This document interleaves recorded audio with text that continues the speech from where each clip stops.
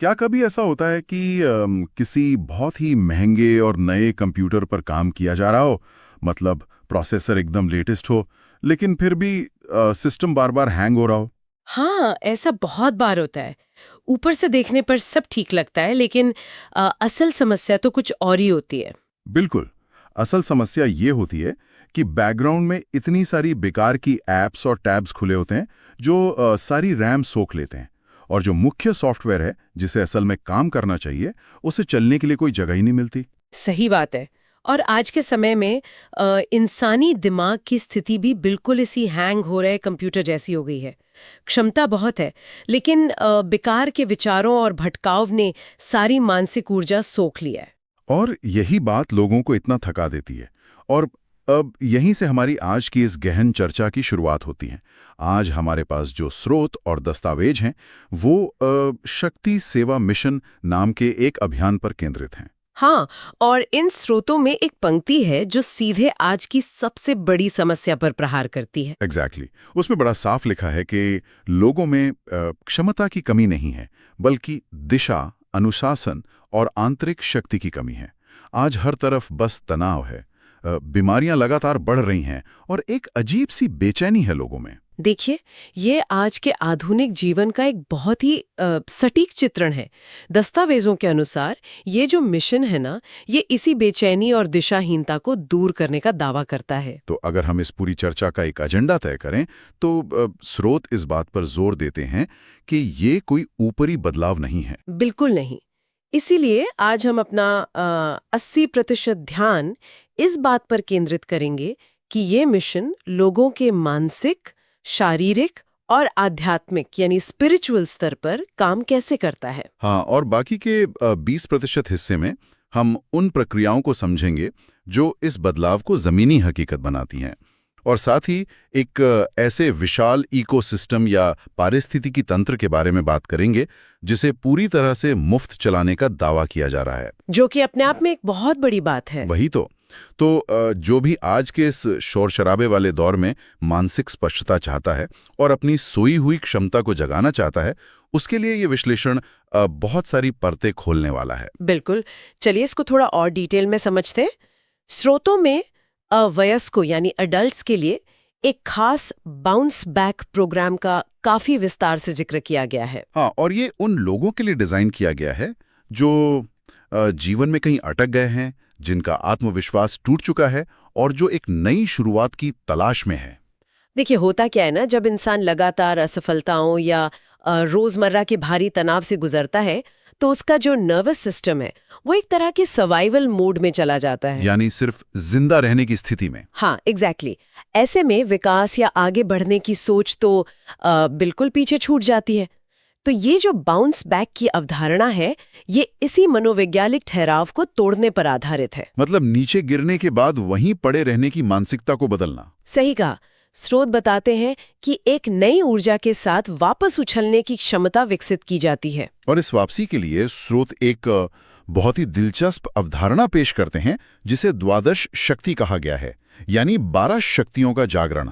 हाँ, और पहली बार सुनने में ये किसी प्राचीन रहस्यमयी किताब का हिस्सा लगता है। मुझे भी पहले यही लगा था, लेकिन जब इसे ध्यान से पढ़ते हैं तो ये पूरी तरह से व्यवहारिक मनोविज्ञान, मतलब प्रैक्टिकल साइकोलॉजी नजर आता है। बिल्कुल। स्रोत बहुत स्पष्ट करते हैं कि ये कोई जादुई शक्तियां नहीं है।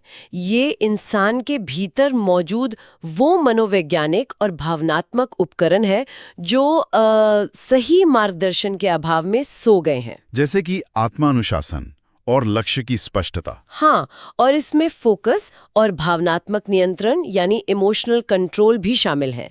दिलचस्प बात यह है कि ये प्रोग्राम इन शक्तियों को एक एक करके जगाने के तरीके बताता है। अरे वाह! उदाहरण के लिए, जब इमोशनल कंट्रोल की बात होती है तो इसका मतलब अपनी भावनाओं को दबाना नहीं है। तो फिर क्या है? इसका मतलब उस स्थिति को समझना है जहां इंसान बाहरी परिस्थितियों पर बस अचानक से रिएक्शन देने के बजाय सोच समझ कर निर्णय लेता है। ये समझना बहुत जरूरी है कि ये बदलाव आखिर दिखता कैसा है। दस्तावेज बताते हैं कि जो भी व्यक्ति इस प्रक्रिया से गुजरता है, उसकी बुनियादी मानसिकता पूरी तरह से बदल जाती है। हाँ, और इसमें एक बहुत ही सटीक बात लिखी है कि आलस्य किस तरह क्रिया यानी एक्शन में बदल जाता है। एग्जैक्टली। आमतौर पर जब कोई व्यक्ति भ्रमित होता है तो उसका दिमाग कोई भी कदम उठाने से डरता है, जिसे हम प्रोक्रेस्टिनेशन या काम टालना कहते हैं। सही बात है, लोग बस सोचते रहते हैं और करते कुछ नहीं है। बिल्कुल। लेकिन जब लक्ष्य की स्पष्टता आती है तो वही डर आत्मविश्वास का रूप ले लेता है। और इस प्रक्रिया का सबसे बड़ा दावा यही है कि ये एक कमजोर, तनावग्रस्त मानसिकता को एक शांत और शक्तिशाली मानसिकता में बदल देती है। जब इंसान के पास दिशा होती है तो दिमाग का वो हिस्सा जो लगातार खतरे का अंदेशा जताता है, वो शांत हो जाता है। बिल्कुल, वो शांत हो जाता है और इसी से वो गहरी शांति पैदा होती है जिसका जिक्र स्रोतों में किया गया है। देखिए, ये सब पढ़ने में तो बहुत ही तार्किक यानी लॉजिकल लगता है, लेकिन यहाँ एक बड़ा सवाल उठाना बहुत जरूरी है। हाँ, बोलिए। आज के समय में ऐसे हजारों motivational seminar, life coaching class और सफलता के रहस्य बताने वाले प्रोग्राम्स मौजूद हैं। लोग वहां जाते हैं, बहुत प्रेरित महसूस करते हैं, उन्हें लगता है कि बस अब तो जीवन बदल जाएगा। हाँ, पर कुछ ही दिनों में वो सारी मोटिवेशन हवा हो जाती है। वहीं तो, और लोग उसी पुरानी दिनचर्या में वापस लौट आते हैं। तो स्रोतों के आधार पर यह समझना जरूरी है कि ये शक्ति सेवा मिशन उन शॉर्ट टर्म मोटिवेशनल बुलबुलों से अलग कैसे है। देखिए, स्रोतों में इस सवाल का बहुत ही स्पष्ट उत्तर दिया गया है।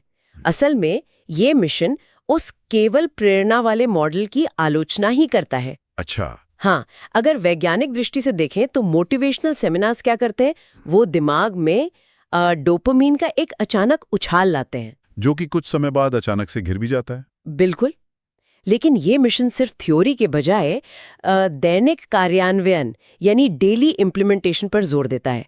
मतलब प्रेरणा से शुरुआत तो हो सकती है, लेकिन न्यूरल पाथवेज को बदलने के लिए रोजमर्रा के अनुशासन की जरूरत होती है। तो इसका मतलब ये जीवन भर चलने वाले प्रभाव पर केंद्रित है। सही कहा, जहां आदतें प्रेरणा की जगह ले लेती हैं। अब यहाँ से चर्चा को एक कदम और आगे बढ़ाते हैं। जब दिमाग लगातार ओवरथिंकिंग या तनाव के मोड में रहता है तो वो शरीर में कॉर्टिसोल जैसे स्ट्रेस हार्मोन छोड़ता है, और इसका सीधा असर हमारे शारीरिक स्वास्थ्य पर पड़ता है। बिल्कुल। इसीलिए मानसिक बदलाव के बाद स्रोतों में शारीरिक कायाकल्प पर बहुत जोर दिया गया है। आमतौर पर जब लोग फिटनेस की बात करते हैं तो उनका पहला कदम होता है खाना छोड़ देना, जो कि सबसे बड़ी गलती है। हाँ, और दस्तावेज बहुत स्पष्ट करते हैं कि ये मिशन किसी भी तरह की एक्सट्रीम डाइटिंग का समर्थन बिल्कुल नहीं करता, क्योंकि शारीरिक स्वास्थ्य के प्रति इस मिशन का जो दृष्टिकोण है वो पूरी तरह से बॉडी कॉम्पोजिशन और मेटाबॉलिज्म के विज्ञान पर आधारित है। लोग तो अक्सर सिर्फ वजन कम करने पर ध्यान देते हैं। हाँ, और ये सिखाया भी जाता है। पर जब कोई भूखा रहकर वजन कम करता है तो शरीर को लगता है कि भूखमरी की स्थिति आ गई है। ऐसे में शरीर फैट को बचाकर रखने लगता है और मसल्स को तोड़ने लगता है। ओह, तो इससे तो इंसान का मेटाबॉलिज्म और भी धीमा हो जाता होगा। बिल्कुल, और वो अंदर से बहुत कमजोर महसूस करने लगता है। इसका मतलब है कि वेइंग मशीन पर नंबर तो कम हो रहा है, लेकिन अंदर से शरीर और ज्यादा कमजोर और बीमार हो रहा है। एग्जैक्टली। स्रोत बताते हैं कि मिशन का लक्ष्य इसी गलती को सुधारना है। एक्सेसिव डाइटिंग के बजाय सही पर्सनल न्यूट्रिशन के माध्यम से शरीर से केवल एक्स्ट्रा फैट कम करने और ऊर्जा का स्तर बढ़ाने पर काम किया जाता है। यानी जब मेटाबॉलिज्म सुधरता है तो शरीर स्वाभाविक रूप से एक फैट बर्निंग मशीन बन जाता है। सही कहा।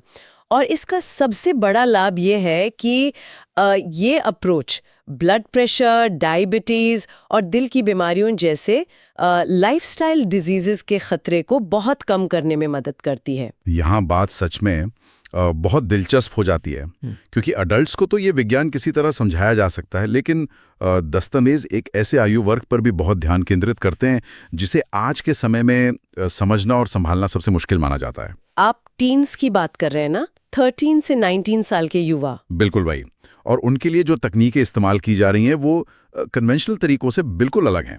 स्रोतों में ग्राफोलॉजी और रिवर्स इंजीनियरिंग जैसी चीज़ों का काफी विस्तार से जिक्र है। देखिए, युवाओं का दिमाग अभी भी विकसित हो रहा होता है।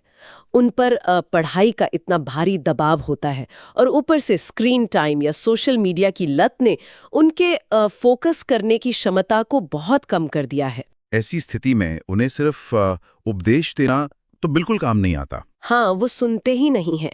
इसीलिए श्रोत ग्राफोथेरेपी की एक बहुत ही वैज्ञानिक पद्धति का उल्लेख करते हैं।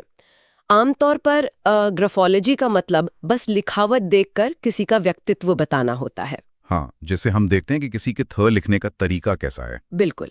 लेकिन यहाँ इसे रिवर्स इंजीनियरिंग के रूप में इस्तेमाल किया जा रहा है। इसको थोड़ा एक उदाहरण से समझते हैं।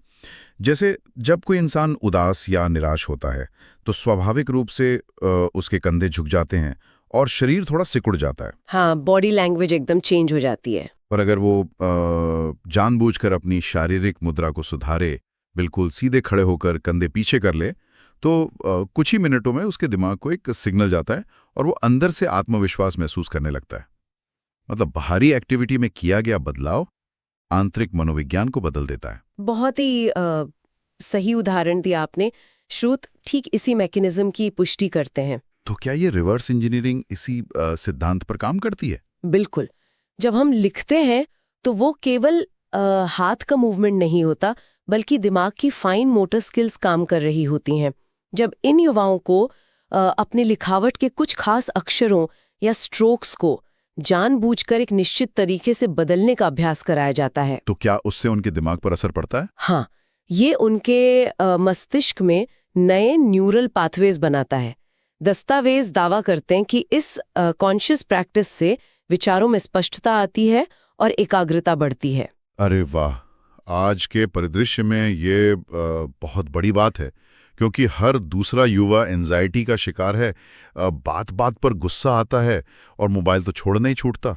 वही तो स्रोत बताते हैं कि इन तकनीकों के लगातार उपयोग से उनके गुस्से पर नियंत्रण आता है और उनकी दिमागी उलझनें सुलझने लगती हैं। और जब दिमाग इतना शांत और फोकस्ड हो जाएगा तो जाहिर सी बात है कि उनके एकेडमिक परफॉर्मेंस में भी एक बहुत बड़ा सुधार देखने को मिलेगा। बिल्कुल। दस्तावेजों में इसी होलिस्टिक डेवलपमेंट यानी समग्र विकास की बात की गई है, चाहे वो वयस्कों का खोया हुआ आत्मविश्वास लौटाना हो, शरीर को अंदर से स्वस्थ बनाना हो या युवाओं को मानसिक उलझनों से बाहर निकालना हो। ये मिशन हर लेवल पर काम करने का दावा करता है। तो इस सब का असल में क्या मतलब है? मतलब ये सब थ्योरी में तो बहुत अच्छा लगता है, लेकिन कोई भी इंसान अपनी रोजमर्रा की व्यस्त और भागदौड़ भरी जिंदगी में इस बदलाव को प्रैक्टिकली लागू कैसे कर सकता है? और यहीं पर इस चर्चा का वो 20% हिस्सा आता है, जहां हम इस मिशन की दैनिक प्रक्रियाओं पर बात करेंगे। स्रोत 12 डेज और 12 वीक्स के एक खास फ्रेमवर्क का जिक्र करते हैं। हाँ, और इस फ्रेमवर्क के पीछे हैबिट फॉर्मेशन यानी आदत निर्माण का विज्ञान काम करता है, क्योंकि कोई भी बड़ा बदलाव रातों रात तो होता नहीं है। बिल्कुल नहीं। स्रोत बताते हैं कि इसे एक डेली गाइडेड सिस्टम के रूप में तैयार किया गया है। इसका सीधा सा मतलब ये है कि इंसान को हर दिन उठकर ये नहीं सोचना पड़ता कि आज मुझे खुद को सुधारने के लिए क्या करना चाहिए। मतलब उनको पहले से पता होता है? हाँ, उसे बस उस दिन के लिए निर्धारित छोटी सी दिनचर्या का पालन करना होता है। ये एक कॉन्शियस ऑटोपायलट की तरह काम करता है, जहां छोटी छोटी डेली हैबिट्स धीरे धीरे जुड़कर एक बहुत बड़ा बदलाव लाती हैं। लेकिन देखिए, अक्सर देखा गया है कि लोग कुछ दिन तो बहुत अनुशासन में रहते हैं और फिर वापस उसी पुरानी आदतों में लौट जाते हैं। इसे रोकने के लिए स्रोत किस मैकेनिज्म की बात करते हैं?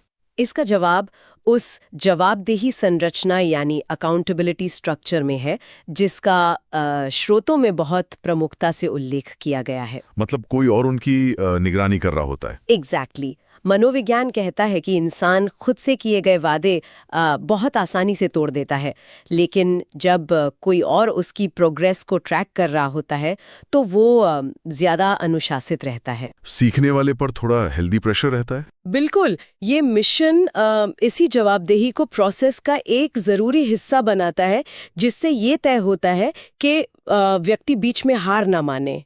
अब हम श्रोतों में दी गई एक ऐसी जानकारी की तरफ बढ़ते हैं जो वाकई चौंकाने वाली है।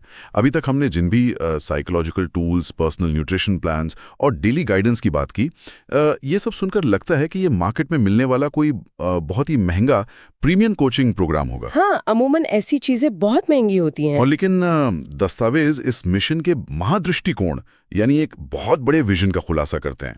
पुणे के लवासा हिल्स में 100 एकड़ से भी बड़े इलाके में शक्ति शिवा आश्रम के निर्माण की बात कही गई है। हाँ, और सबसे बड़ी बात पता है क्या है? वही कि श्रोतों ने ये स्पष्ट रूप से दावा किया गया है कि वहां रहने, सीखने और खुद को बदलने की पूरी प्रक्रिया पूरी तरह से मुफ्त होगी। अलग लेवल पर ले जाता है। सच में, मतलब सब कुछ फ्री है। हाँ, स्रोतों के अनुसार इस पूरे इकोसिस्टम को मुफ्त रखने का मकसद उस आर्थिक बाधा को हटाना है जो अक्सर लोगों को बेहतरीन मानसिक और शारीरिक स्वास्थ्य सेवाओं तक पहुंचने से रोकती है। ये तो बहुत ही नेक विचार है। देखिए, ये सिर्फ एक फैसिलिटी देने की बात नहीं है, बल्कि एक ऐसा सुरक्षित कम्युनिटी बनाने का विजन है जहां इंसान बिना किसी कमर्शियल प्रेशर के खुद को अंदर से ठीक कर सके। और इस कम्युनिटी के विस्तार को लेकर स्रोत बहुत ही स्पष्ट और बड़े आंकड़े पेश करते हैं। ये सिर्फ एक आश्रम बनाने तक सीमित नहीं है। बिल्कुल नहीं। दस्तावेज वर्ष 2026 तक 500 लीडर्स और 100 क्रिएटर्स तैयार करने के लक्ष्य का जिक्र करते हैं। और उसके आगे का विजन? और जो 2031 तक का लॉन्ग टर्म विजन रखा गया है, वो 50,000 लीडर्स और 10 करोड़ से ज्यादा लोगों का एक विशाल कम्युनिटी बनाने का है। 10 करोड़ लोग? बाप रे! ये आंकड़ा तो ये साफ करता है कि स्रोत इसे सिर्फ एक पर्सनल डेवलपमेंट प्रोग्राम के रूप में नहीं, बल्कि एक सामाजिक आंदोलन यानी मूवमेंट के रूप में पेश कर रहे हैं। हाँ, और यहाँ मूल विचार ये है कि जब एक इंसान इस इकोसिस्टम में आकर खुद को बदलता है, तो वो केवल अपना भला नहीं करता, वो वापस समाज में जाकर दूसरों के लिए एक लीडर बनता है और उन्हें भी प्रेरित करता है। एक तरह का चेन रिएक्शन। एग्जैक्टली। ये एक ऐसा चेन रिएक्शन है जो पूरे समाज के सोचने और जीने के तरीके को ऊपर उठा सकता है। इसी वजह से इसे एक मुफ्त और कम्युनिटी ड्रिवन मॉडल रखा गया है। जब लोग एक साथ मिलकर कॉमन गोल्स की तरफ बढ़ते हैं, तो बदलाव की स्पीड कई गुना बढ़ जाती है। तो इस पूरे विश्लेषण के बाद श्रोतों के अंत में जो निष्कर्ष दिया गया है वो बहुत ही सीधा सा है। इंसान के सामने बस 2 ही विकल्प छोड़े गए हैं। और वो क्या है? पहला विकल्प तो ये है कि जैसी थकी हुई, दिशाहीन और भटकती हुई जिंदगी चल रही है, उसे वैसे ही चलने दिया जाए, उसी स्ट्रेस और उन्हीं बीमारियों के साथ समझौता कर लिया जाए, जो कि ज्यादातर लोग कर ही रहे हैं। हाँ, और दूसरा विकल्प है बदलाव का रास्ता चुनना। दस्तावेज बहुत स्पष्ट कहते हैं कि जो भी इस बदलाव के लिए तैयार है, उसे बस यस लिखकर एक नई शुरुआत करनी है। और देखिए, ये पूरी चर्चा एक बहुत ही गहरे और सोचने पर मजबूर करने वाले सवाल को जन्म देती है। आज मॉडर्न सोसाइटी जिन भारी समस्याओं से जूझ रही हैं, चाहे वो शारीरिक बीमारियां हों या डिप्रेशन और एंग्जाइटी जैसी मानसिक उलझनें, हम अक्सर उनका इलाज नई दवाइयों, अस्पतालों या महंगे मेडिकल सिस्टम्स में खोजते हैं। हाँ, बात तो सही है। लेकिन स्रोत जो मॉडल पेश करते हैं वो सच में सोचने पर मजबूर करता है। आपको लगता है कि ये मॉडल ट्रेडिशनल मेडिकल सिस्टम का एक बड़ा विकल्प बन सकता है? वही तो सवाल है कि क्या ये संभव है कि इंसान की इन आधुनिक बीमारियों का सबसे इफेक्टिव और परमानेंट इलाज बाहर किसी मशीन या दवा में नहीं, बल्कि स्व अनुशासन और ऐसे विशाल फ्री कम्युनिटी इकोसिस्टम्स के निर्माण में छिपा हो। ये बहुत ही डीप पॉइंट है। हाँ, मतलब क्या मुफ्त में मिलने वाला और कम्युनिटी द्वारा चलाया जाने वाला ये मनोवैज्ञानिक और आध्यात्मिक जागरण आने वाले भविष्य का सबसे बड़ा हेल्थ केयर मॉडल साबित हो सकता है। क्या बात है! ये एक ऐसा सवाल है जो वाकई हमारी ट्रेडिशनल सोच को चैलेंज करता है। सुनने वालों के लिए भी ये एक बड़ा सवाल है। जब क्षमता इंसान के भीतर ही है, तो उसे जगाने का टूल भी बाहरी नहीं हो सकता? बिल्कुल नहीं। जरूरत तो सिर्फ उस सोए हुए इंजन को सही दिशा देने की है। क्या समाज इस आंतरिक तकनीक को अपनाने के लिए पूरी तरह से तैयार है? बस इसी आखिरी विचार के साथ आज के इस गहन विश्लेषण को हम यहीं विराम देते हैं। ऐसे ही नए पहलुओं को समझते रहिए और अपनी सोच को एक नई दिशा देते रहिए।